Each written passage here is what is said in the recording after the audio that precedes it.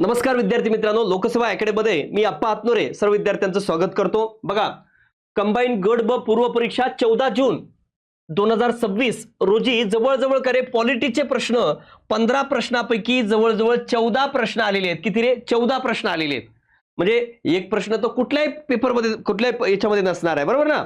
तर 14 प्रश्न आलेत। इकॉनॉमिक्सला करे 15 इकॉनॉमिक्स आणि करे करंटमध्ये 2 इकॉनॉमिक्स आलेत, असे 17 इकॉनॉमिक्सचे प्रश्न आले। 17 पैकी 16 प्रश्न आपल्या सोर्स मधून आलेले आहेत। ओके, त्यानंतर जिओग्राफीला 10 पैकी 9 आलेले आहेत आणि हिस्ट्रीला 10 पैकी 7 प्रश्न आलेले आहेत। बघा, आणि सायन्सला देखील मला वाटते 12 का 13 प्रश्न आलेत, ते सायन्सचं पण आपण उपलब्ध करून देऊ। तर जवळपास बघा मित्रांनो, करे 52-53 प्रश्न जवळजवळ करे आपल्या सोर्सेस मधून आले 65 प्रश्नापैकी। अजून काय पाहिजे रे?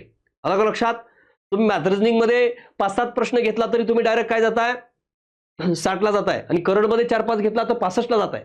ओके, अशा पेपरमध्ये मला वाटत नाही का रे कोणाचा स्कोर 65 असेल, म्हणजे 65 पेक्षा जास्त असेल। इझिली इथपर्यंत जाता येतं या सोर्सेस। म्हणूनच काय मल्टिपल रिव्हिजन होणं हे कमीत कमी सोर्स आहे। काय जास्त आहे का पॉलिटी राज्यघटनेमध्ये 14 प्रश्न आहेत आणि काय कंबाईन मध्ये पण आहेत। तुम्हाला जर बघायचं असेल तर दोन्हीमध्ये पण आहेत, म्हणजे पण आपण कुठलं तरी एक जास्त घेतलं की ज्या दोन्ही पण एकत्र टाकलेलं नाही, म्हणजे दोन्हीमध्ये पण आहेत। आणि काय असं हे काय कंबाईन बुक असेल आणि राज्यघटना असेल, अगदी डिटेल काय दिलेलं आहे आणि याचे रिव्हिजन जास्त केलात की आउटपुट मिळतं। त्यासोबत 21 मधनं प्रश्न सोडवत राहायचे। आपण बघूया चला प्रश्न। जसा पॉलिटी हा सोपाच असतो, पण काय पॉलिटीवरले प्रश्न देखील आपले चुकू नये। बघा, राज्य धोरणाच्या मार्गदर्शक तत्वे म्हणजे डीपीएसपी तत्वबोध खालीलपैकी योग्य पर्याय कोणता आहे? ती गैर न्यायप्रविष्ट आहेत, म्हणजे न्यायप्रविष्ट नाहीत, मूलभूत हक्क न्यायप्रविष्ट आहेत, हे नाहीत। त्यांना नैतिक आणि राजकीय आधार आहे, म्हणजे न्यायप्रविष्ट नाहीत म्हणजे त्याचा काहीतरी आधार पाहिजे ना, नैतिक आणि राजकीय आधार आहे। ती सामूहिक समूहाचा कल्याण म्हणजे काय समाज सापेक्ष आहेत, व्यक्ती सापेक्ष हे मूलभूत हक्क आहेत, ही समाज सापेक्ष आहेत, ही पण बरोबर आहे। त्याची अंमलबजावणी कायदे आवश्यक आहेत, बरोबर। न्यायप्रविष्ट आहेत म्हणजे कायदे करणे आवश्यक आहे, काय अ ब क बरोबर आहे। आणि कुठं दिलंय मग हे बघा इथं, बरोबर आहे। मग कुठं रे पॉलिटी नोट्स पेज नंबर 74 आणि मूलभूत हक्क व मार्गदर्शक तत्वे हा टॉपिक आहे कशामध्ये? कंबाईन मध्ये। आणि करे मार्गदर्शक तत्वे टॉपिक नोट्स मध्ये आहे, आणि या दोन्ही टॉपिक मध्ये करे म्हणजे कंबाईन मध्ये पण दिलंय आणि काय नोट्स मध्ये पण करे याच्याबद्दल दिलेलं आहे। बघा, मार्गदर्शक तत्वे न्यायप्रविष्ट नाहीत, सामाजिक आणि आर्थिक लोकशाही प्रस्थापित करतात, कायद्याची अनुज्ञा नसून नैतिक आणि राजकीय आहेत। हे एक वाक्य टाकलंय, हे एक वाक्य टाकलेलं आहे। आणि करे समाज कल्याण संवर्धित आहेत, ओके, म्हणजे समाज सापेक्ष आहेत, आणि करे अंमलबजावणीसाठी कायद्याची गरज आहे। हे 4 वाक्य टाकलेत, 1 2 3 4। ओके, बाकी मग तुम्ही इथं स्वतः वाचू शकता, काय म्हणजे दोन्ही मधला डिफरन्स दिलाय आणि त्यावर प्रश्न येतात। ओके, नेक्स्ट मग खालीपैकी काय भारतीय संविधानाच्या कलम 23 मध्ये समाविष्ट नाही? एकदम बीपीएल प्रश्न आहे। बालमजुरीची बंदी कशामध्ये असणार आहे? 24, कलम 24। 14 वर्षाखालील बालकाला करे धोक्याच्या ठिकाणी ठेवायला कामावर बंदी आहे, म्हणजे बालमजुरी बंदी कुठे येणार? कलम 24 मध्ये। ओके, बघा इथं 23 आणि 24। 23 काय रे? 23 काय दिले बघा, 23 काय दिलेलं आहे?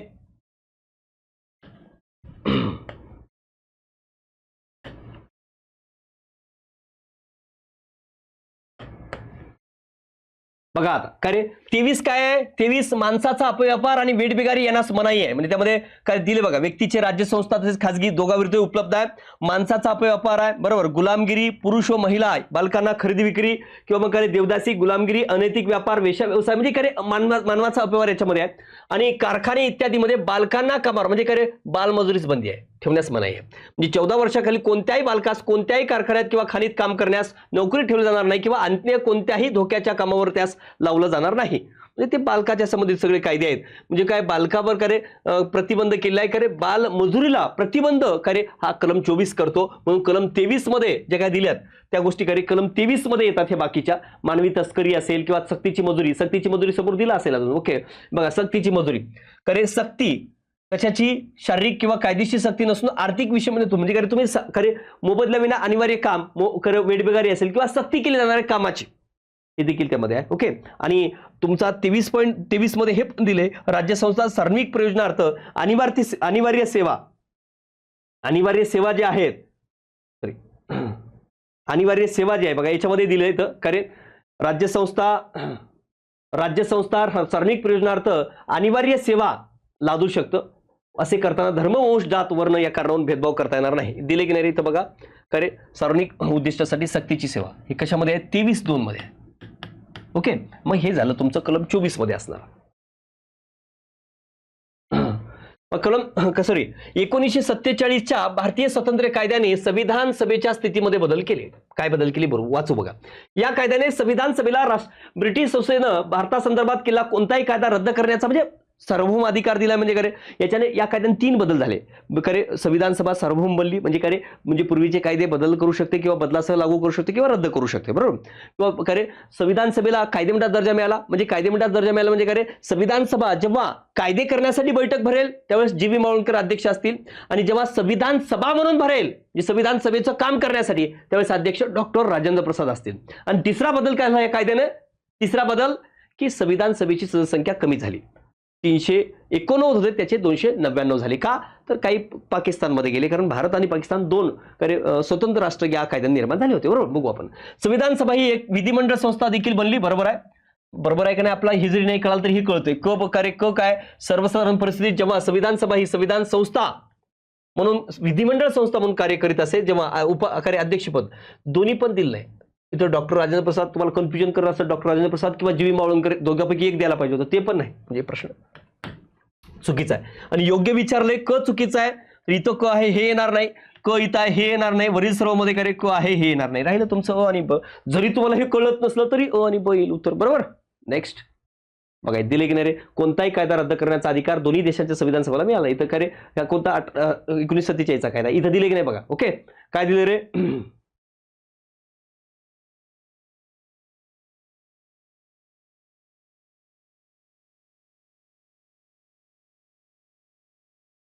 दिसतं व्यवस्थित सर? बघा आता काय रे हे बघा आता काय दिलं इथं लक्षात घ्या. संविधान सभेची बैठक जेव्हा घटना निर्मितीसाठी बसत असेल तेव्हा अध्यक्ष डॉक्टर राजेंद्र प्रसाद असतील. हे बदल झाले. संविधान सभेला कायदेमंडळाचा दर्जा मिळाला. संविधान सभेला पूर्णतः सार्वभौम बनवण्यात आली. सार्वभौम याचा अर्थ काय रे म्हणजे ब्रिटिशांनी पूर्वी केलेले कायदे रद्द करू शकते, बदलासह लागू करू शकते. ओके, म्हणजे आपल्या मर्जीनं निर्णय घेऊ शकते. म्हणजे कुणाचंही काय रे आधिपत्य नसणं. त्यानंतर काय रे बघा कायदेमंडळ दर्जा मिळाला म्हणजे 2 अधिकार. कारण संविधान सभेची बैठक जर कायदेमंडळ म्हणून भरत असेल तर त्यावेळेस जी.व्ही. मावळणकर अध्यक्ष असतील, त्यावेळेस रवींद्र प्रसाद काय ते दिले वेगळे दिले, बरोबर.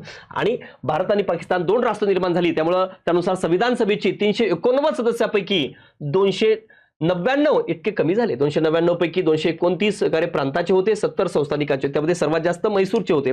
आणि कार्य यामध्ये 229 मध्ये सर्वात जास्त संयुक्त प्रांत 55, मद्रास 49, बिहार 36, बॉम्बे 21, पश्चिम बंगाल 19 आणि मध्य प्रांत वराड 17. याच्यावरही प्रश्न येऊन गेला PYQ. ओके, मग इथे विचारू शकतात, लक्षात ठेवा.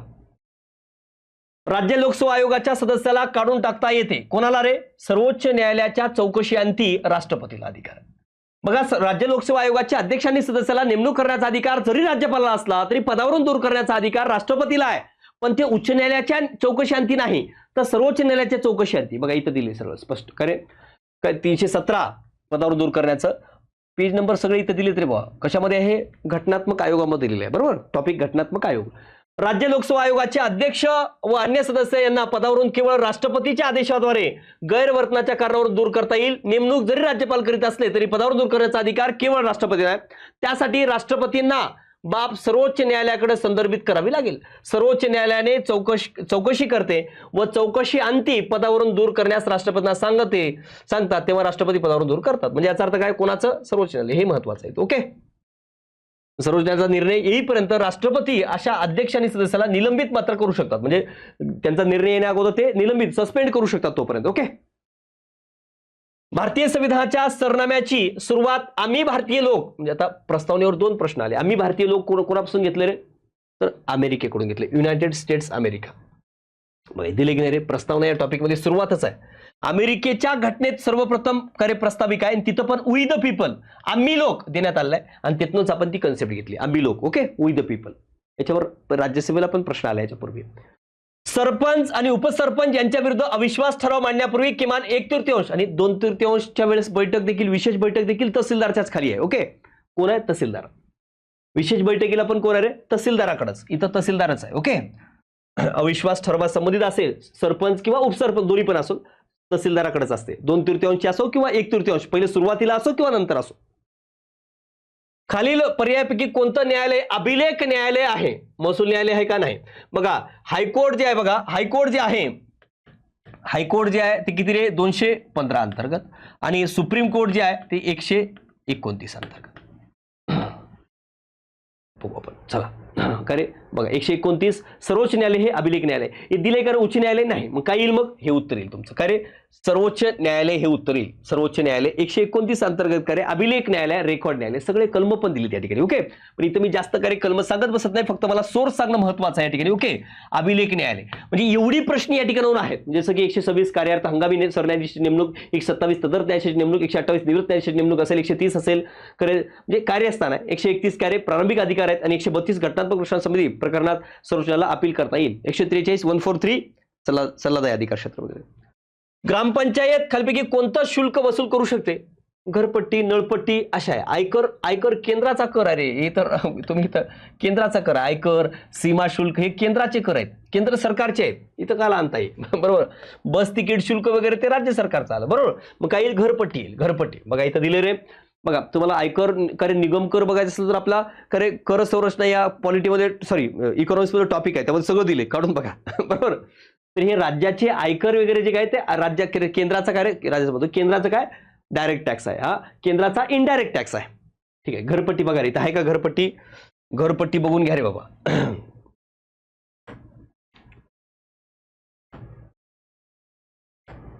सॉरी बघा हे काय रे? हे ग्रामपंचायत आहे, आणि ग्रामपंचायतीचे अरे ग्रामपंचायतच्या याच्यामध्ये काय येतं बघा, जिल्हा परिषदेमुळे घेतलेले कर्ज कोणकोणते येतात? घरपट्टी पण आहे, दिले का रे? घरपट्टी बघा, घरपट्टी घरपट्टी दिले का? झालं. यात्रा कर, पाणीपट्टी, व्यवसाय कर हे काय ग्रामपंचायतीचे आहेत. तसं बघला तर का रे पंचायत समितीला स्वतःची साधनं कोणतीही नाही, ती जिल्हा परिषद आणि राज्य शासनावर अवलंबून असतं, आणि झडपी का रे बँकेतील गुंतवणूक, देणग्या, बक्षिसे, कर, फी हे आकारते वगैरे. ओके. भारतीय संविधानाच्या 12व्या अनुसूचीमध्ये नगरपालिकांसाठी खालीलपैकी कोणती कार्य निश्चित केलेली आहेत? यावेळेस मला वाटते ग्रामप्रशासनावर बरेच प्रश्न आलेत, खरे का हो? बघा हा प्रश्न ग्रामप्रशासनावरच आहे. हा त्यानंतर काय रे याच्या अगोदरचा एक प्रश्न होता तहसीलदारवरला एक, दुसरा हा, आणि तिसरा हा. ओके, तिसरा प्रश्न, आणि 74 गट 4 म्हणजे 4-5 प्रश्न नुसत्या ग्रामप्रशासनावरच आले बरोबर. शहरी बघा आता का रे नगरपालिका म्हणजे शहरीचे येणार का रे? हो यस म्हणायचं सर. ओके, का रे शहरी यस म्हणायचं. ओके. कारखाना जनरली ग्रामीण भागात असतो का हो सर? नाही, जनरली करे हे पण येईल. आणि आर्थिक आणि सामाजिक नियोजन विकासासाठी दोन्हीकडे जनरली असतो, पण हा करे कशामध्ये 74 मध्येच आहे, म्हणजे काय येईल? सगळेच येतील. अ ब कड बघा इथं सगळे मी दिलेत रे, 74 मधल्या सगळ्या गोष्टी दिल्यात. मग करे तुम्हाला इथं माहिती व्हावं बघा या ठिकाणी 74व्या घटना दुरुस्ती मधल्या सगळ्या बाबी आपण या ठिकाणी दिल्यात. बघा रे आर्थिक व सामाजिक विकास आणि नियोजन पहिला पॉईंट आहे. दुसरा बघा नागरिक क्षेत्रातील दारिद्र्य कमी करणं या आहे. वन पण आहे. ओके, वन व यासारखी नागरी सेवा सुविधा. त्यानंतर करे कत्तलखाने व कातरी कमवण्याचे कारखाने. ओके, हे पण आहे. हे सगळे पॉईंट करे त्या ठिकाणी दिलेले आहे, सगळे पॉईंट आहेत. भारतीय राज्यघटनेच्या कोणत्या कलमानुसार प्रत्येक घटक राज्यात विधानसभा किती येईल रे? 170 दिले का? विधानसभा 170 बघा, 170 विधानसभेची रचना आहे. करे विधानसभेची रचना 170 मध्ये आहे. विधानसभेची रचना 170 मध्ये. 171 विधान परिषद आहे. 176 करे 169 करे विधान परिषद निर्माण करणं किंवा नष्ट करणे. 168 विधानमंडळ किंवा घटक राज्याचं कायदे मंडळ येतं, आणि 176 राज्यपालाचं अभिभाषण स्पेशल ॲड्रेस. 177 मंत्री व महाधिवक्ता याचा सभागृहातलं विशेषाधिकार आहेत. 178 विधानसभा अध्यक्ष आणि उपाध्यक्ष. 182 विधान परिषदेचे सभापती उपसभापती आहे, आणि 187 म्हणजे असे कलम आहेत. फक्त आपला हे महत्वाचा आहे मला इथं सांगणं की काय हे सोर्स आहे म्हणून, बरोबर. म्हणून कार्य लक्षात ठेवा, आणि आपले प्रत्येक पेज नंबर सहित दिले. तुम्ही हे कंबाईनच्या पुस्तकात पण आहे, नोट्समध्ये पण आहे. याच्या पलीकडं मी काय सांगतो मॅक्सिमम रिव्हिजन करा, याच्या पलीकडे काय वेगळं करण्याची गरज नाही. कंबाईन नोट्स तुम्हाला 15 पैकी 15 येते. तुम्हाला हे पण सांगतो एखादा प्रश्न अवघड आला तर येणार नाही, कोणालाच येणार नाही जगावर, तो स्पर्धेतलाही असणार नाही. हा अवघड आलाय बघा, इथं कोणाच्या ह्याच्यात अरे कुठंच नाही. हा प्रश्न का रे कुठं पण येणार नाही तुम्हाला, कुठंच नाही. काय दिलं याचं उत्तर मला पण येत नाही, मी स्पष्ट सांगतो रे बाबा तुम्हाला. मी इथं बघतोय उत्तर, खरं सांगतोय, म्हणजे मलाही माहिती नाही. 100 ग्रामपंचायती किमान किती ग्रामपंचायती मुख्य पंचायती असणं अगत्याचं आहे. उपलेखा परीक्षकाने एका वर्षात लेखा तपासणी करावयाच्या 100 ग्रामपंचायतीपैकी किमान किती ग्रामपंचायती मुख्य पंचायती असणं अगत्याचं असतं? दिलं असलं एका ठिकाणी तर ठीक आहे, पण हे काही क्लिष्ट प्रश्न आहे तुमच्यासाठी. ठीक आहे, ओके. म्हणजे बघा याचा अर्थ कितवा आहे रे हा प्रश्न? म्हणजे 6 प्रश्न, जवळजवळ 5-6 प्रश्न आलेले आहेत.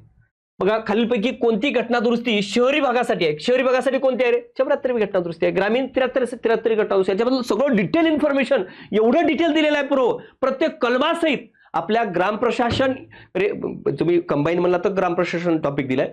आणि नोट्स मध्ये मला वाटते 52 पासून 56 पर्यंतची, 51 पासून 50 51 पासून ते 56 पर्यंतची सगळे टॉपिक याच्याबद्दलच आहेत. ओके, 73वी 74वी घटना खूप डिटेल आपण दिलेलं आहे. बघा 73वी काय रे बाबा? 73वी काय आहे? 73वी कोणासाठी आहे? जिल्हा परिषद, म्हणजे याचा अर्थ ग्रामीणसाठी आहे. आणि 74वी घटना दुसरी कोणासाठी आहे? म्हणजे कोणासाठी आहे? नगरपालिका, नगर परिषद वगैरे जे काय, म्हणजे शहरी भागासाठी आहे. ओके, हे कळावं फक्त, बाकी सगळं डिटेल इन्फॉर्मेशन दिलेलंच आहे. हा, योग्य कथन ओळखा. संविधान अनुच्छेद 368 म्हणजे घटना दुरुस्तीसाठी आहे. अंतर्गत उद्देश पत्रिकामध्ये दुरुस्ती करता येते काय? हा प्रश्न पहिला केशवंत भारती खटल्यामध्ये निर्माण झाला होता, बरोबर ना? बरोबर आहे. सप्टेंबर 25 पर्यंत 42व्या घटना दुरुस्ती कायद्याद्वारे 1976 मध्ये फक्त एकदाच उद्देश पत्रिकेत दुरुस्ती करण्यात आली, बरोबर आहे का? हो, बरोबर आहे. आतापर्यंत एकदाच झाली. मग कोणकोणते शब्द ऍड केले? सार्वभौम, बरोबर का? चुकीचं आहे. कारण समाजवादी, पुन्हा अजून कोणता ऍड केला रे? धर्मनिरपेक्षता आणि एकात्मता, हे 3 शब्द ऍड केले आहेत 42वी घटना दुरुस्ती करू शकता. आणि आतापर्यंत एकदाच घटना दुरुस्ती झाली. पण घटना दुरुस्ती करू शकता का? प्रस्तावनामध्ये करू शकता, पण बेसिक स्ट्रक्चरला धक्का न लावता. काही दोन्ही पण बरोबर येतील. इथं स्पष्ट उल्लेख आहे, कारण प्रास्ताविकेत दुरुस्ती करता येते, पण घटनेच्या मौलिक संरचनेला कोणताही बदल न करता प्रास्ताविकेत कलम 368 अंतर्गत घटना दुरुस्ती करता येते, असं केशवंत भारती खटला 73 मध्ये सांगितलंय. आणि आतापर्यंत एकच वेळेस केले, हे पण स्पष्ट उल्लेख आहे. ओके, याचा पण इथं स्पष्ट उल्लेख आहे, काढून बघा रे. आलं का लक्षात? तुम्हाला हे दिसत असेल की प्रस्ताविकेत दुरुस्ती करता येते का? करता येते. अरे आतापर्यंत किती वेळेस केलेली आहे? एकदाच केलेली आहे. ओके, इथं पण दिले बघा. खरे म्हणजे कोणकोणते बघ, 42वी घटना दुरुस्तीने काय काय टाकलंय ते पण दिले. 76 समाजवादी, धर्मनिरपेक्ष आणि एकात्मता. ओके, प्रस्ताविकेत कलम 368 अंतर्गत दुरुस्ती करता येते, पण घटनेच्या मौलिक संरचनेला हात न लावता केशवंत भारती खटला 73. आणि आतापर्यंत एकच वेळेस केलेली आहे. 64 बघा, कार्य कलम किती आहे? 256. काय 256 मध्ये काहीतरी राज्य आणि केंद्राचं दायित्व आहे. 256 हे एक जरी कलम माहित असलं तरी उत्तर निघतं. मग काय अचं 2 पाहिजे. इथं आहे का 2? नाही का? इथं आहे का? इथं आहे का? नाही. अचं 2 पाहिजे, ते निघालं उत्तर. मग बचं काय पाहिजे? 257 काय? काही प्रकरणामध्ये राज्यावर केंद्राचं नियंत्रण आहे, बरोबर.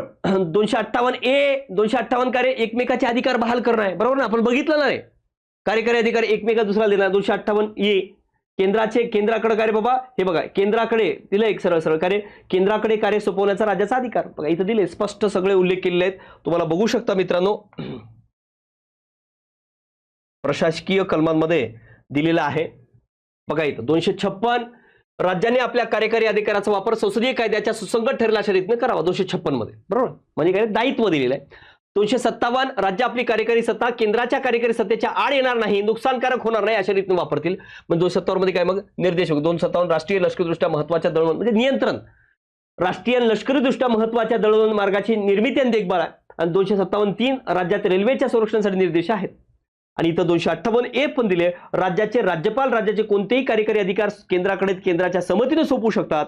आणि संसद कायद्याद्वारे राज्याच्या संमतीविना त्या राज्यावर कार्य, म्हणजे संमतीने असेल तर राष्ट्रपती, संमतीविना असेल तर संसद सोपवू शकते, बरोबर. म्हणजे याचा अर्थ तुम्हाला काय ते 256 पण आहे, 257 पण आहे, 258 ए पण आहे. खालीलपैकी कोणतं तत्व भारतीय राज्यघटनेतील राज्य धोरणाच्या मार्गदर्शक तत्वाचा भाग नाही?